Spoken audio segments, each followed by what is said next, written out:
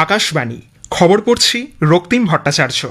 আজকের বিশেষ খবর, ভোটার তালিকার বিশেষ নিবিড় সংশোধন এসআইআর ইস্যুতে হইহট্টগোলের জেরে লোকসভার অধিবেশন আজ দফায় দফায় ব্যাহত হবার পর দিনের মতো মুলতবি। সংসদে আজ মণিপুর পণ্য পরিষেবা কর দ্বিতীয় সংশোধনী বিল 2025 পাশ হয়েছে।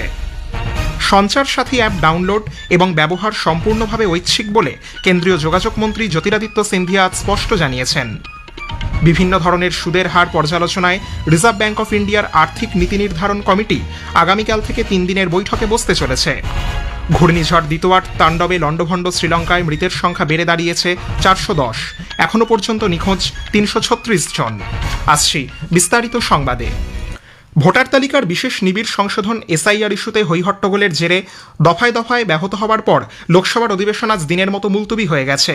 এর আগেও দুবার অধিবেশন মুলতবি হবার পর দুপুর 2টোয় অধিবেশন শুরু হলে বিরোধী সদস্যরা ওয়েলে নেমে বিক্ষোভ দেখাতে থাকেন এবং এসআইআরের বিরুদ্ধে স্লোগান দিতে থাকেন। প্রিসাইডিং অফিসার সংসদ পরিচালনার চেষ্টা করলেও ব্যর্থ হন। তিনি বিক্ষোভকারী সদস্যদের সুষ্ঠুভাবে সংসদের কাজ চালিয়ে নিয়ে যাওয়ার অনুরোধ জানান। বারংবার আবেদন সত্ত্বেও বিরোধীরা তাদের প্রতিবাদ অব্যাহত রাখলে অধিবেশন আজকের মতো মুলতবি করা হয়। এর আগে প্রথমবার মুলতবি হওয়ার পর দুপুর 12টায় অধিবেশন শুরু হলে কংগ্রেস, ডিএমকে, টিএমসি সহ অন্যান্য বিরোধী দলের সদস্যরা ওয়েলে নেমে এসআইআর নিয়ে আলোচনা শুরু করার জন্য দাবি জানাতে থাকেন। সংসদ বিষয়ক মন্ত্রী কিরেন রিজিজু বিরোধী সাংসদদের কাছে সংসদের কার্যক্রম ব্যাহত না করার আবেদন জানান।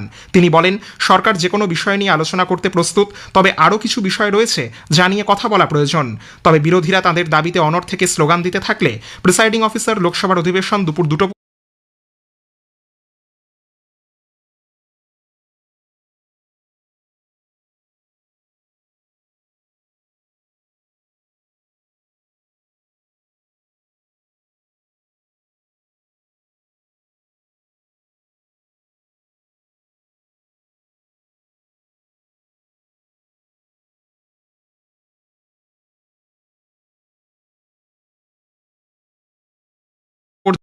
মুলতবি করে দেন। এর আগে সকাল 11টায় লোকসভার অধিবেশন শুরু হলে জর্জিয়ার সংসদের প্রেসিডেন্ট শালভা পাপুয়াশভিলির নেতৃত্বে জর্জিয়ার একটি সংসদীয় প্রতিনিধি দলকে স্বাগত জানান লোকসভার অধ্যক্ষ ওম বিড়লা। শ্রী বিড়লা বলেন, সংসদীয় প্রতিনিধি দলের ভারত সফর দুদেশের মধ্যে সম্পর্কের গভীরতার প্রতীক। শ্রী বিড়লা বলেন, এই সফর ভারত ও জর্জিয়ার মধ্যে দ্বিপাক্ষিক সহযোগিতা আরও জোরদার করবে। এদিকে রাজ্যসভায় দুপুর 2টোয় প্রথমবার মুলতবি হওয়ার পর অধিবেশন শুরু হলে সংসদ বিষয়ক মন্ত্রী কিরেন রিজিজু বলেন, সরকার বিরোধী দলগুলির এসআইআর সংক্রান্ত বিষয় নিয়ে আলোচনার দাবিতে সম্মত। রাজ্যসভার বিরোধী দলনেতা মল্লিকার্জুন খাড়গে বলেন, 267 নম্বর ধারার অধীনে এসআইআর ইস্যুতে অগ্রাধিকারের ভিত্তিতে আলোচনা করা যেতে পারে। সম্মতি জানিয়ে ডিএমকে সাংসদ তিরুচি শিবা বলেন, এসআইআর ইস্যুতে এখনই আলোচনা শুরু করা উচিত, কারণ এটি অত্যন্ত গুরুতর বিষয়। এরপর কংগ্রেস, টিএমসি, ডিএমকে এবং অন্যান্য বিরোধী দলের সাংসদরা এসআইআর ইস্যুতে স্লোগান দিতে শুরু করেন এবং ওয়াকআউট করেন।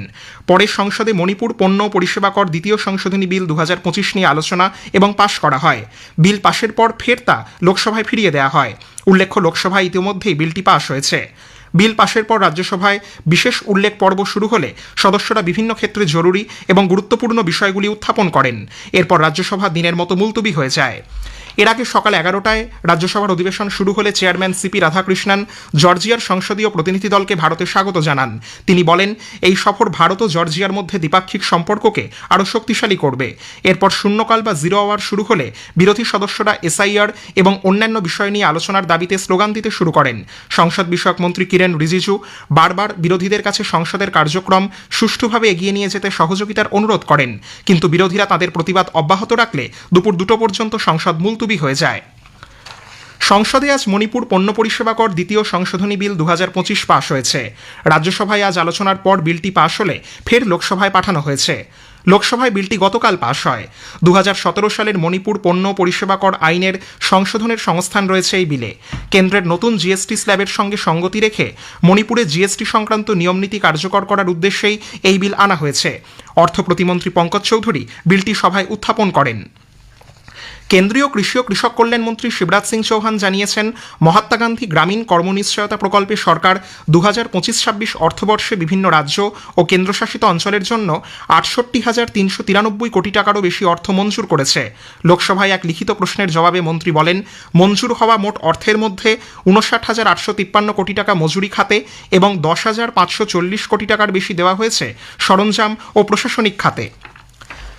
প্রধানমন্ত্রী ই ড্রাইভ প্রকল্পের অধীনে এখনও পর্যন্ত ১,৬৩৪ কোটি টাকারও বেশি ভর্তুকি দেওয়া হয়েছে বলে কেন্দ্রীয় ভারী শিল্প বিষয়ক প্রতিমন্ত্রী ভূপতিরাজু শ্রীনিবাস ভার্মা জানিয়েছেন। লোকসভায় আজ এক লিখিত প্রশ্নের উত্তরে তিনি বলেন, প্রধানমন্ত্রী ই ড্রাইভ প্রকল্পের আওতায় বৈদ্যুতিক যানবাহন চার্জ দেওয়ার জন্য প্রয়োজনীয় পরিকাঠামো তৈরিতে ২,০০০ কোটি টাকা বরাদ্দ করা হয়েছে। শ্রী ভার্মা বলেন, এই প্রকল্পের আওতায় মুম্বাইয়ে ১,৫০০টি ই বাস এবং দিল্লিতে ২,৮০০টি ই বাস বরাদ্দ করা হয়েছে। জাতীয় স্তোত্র বন্দে মাতরমের ১৫০তম বার্ষিকী উপলক্ষে লোকসভায় আগামী ৮ই ডিসেম্বর বিশেষ আলোচনা হবে।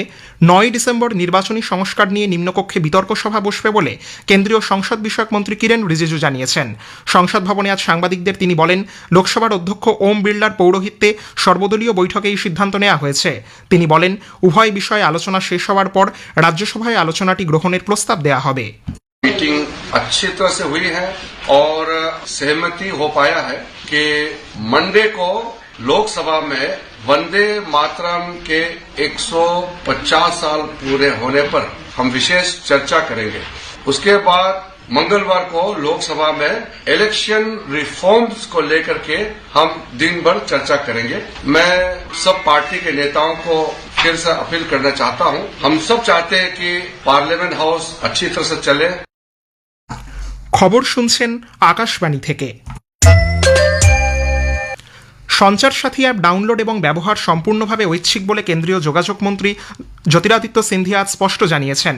একটি সোশ্যাল মিডিয়া পোস্টে শ্রী সিন্ধিয়া বলেছেন, দেশের প্রত্যেক নাগরিকের ডিজিটাল সুরক্ষা সরকারের সর্বোচ্চ অগ্রাধিকার। তিনি উল্লেখ করেন, ব্যবহারকারীরা তাদের সুবিধামতো অ্যাপটি নামাতে পারেন, আবার যে কোনো ডিভাইস থেকে এটি নিষ্ক্রিয় বা মুছে ফেলতে পারেন।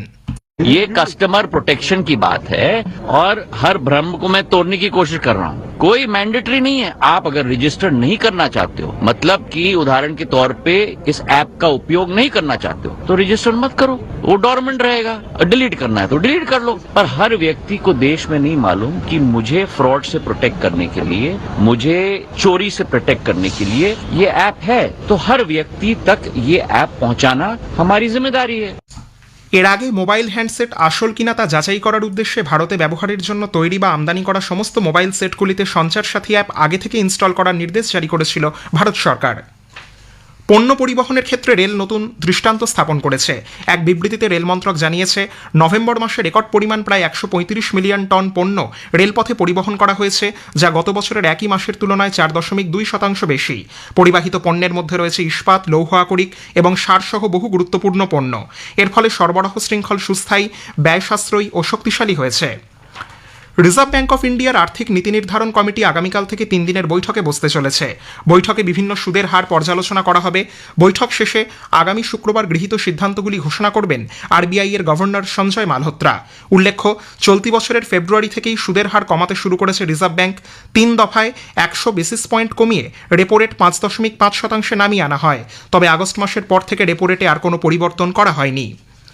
নির্বাচন কমিশন আজ জানিয়েছে, এসআইআর এর দ্বিতীয় পর্বে ১২টি রাজ্য ও কেন্দ্রশাসিত অঞ্চলে ৫০,৮৫,০০,০০০ এনুমারেশন ফর্ম বিতরণ করা হয়েছে।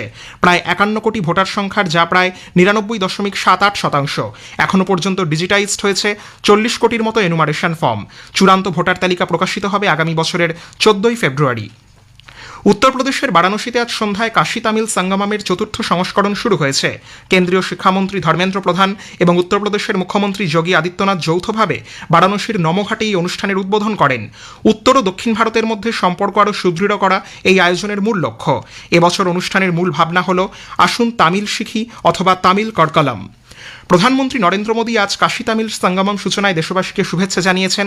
সোশ্যাল মিডিয়ায় এক পোস্টে শ্রী মোদী বলেছেন, এই আয়োজন এক ভারত শ্রেষ্ঠ ভারতের চেতনাকে আরও গভীর করে তোলে।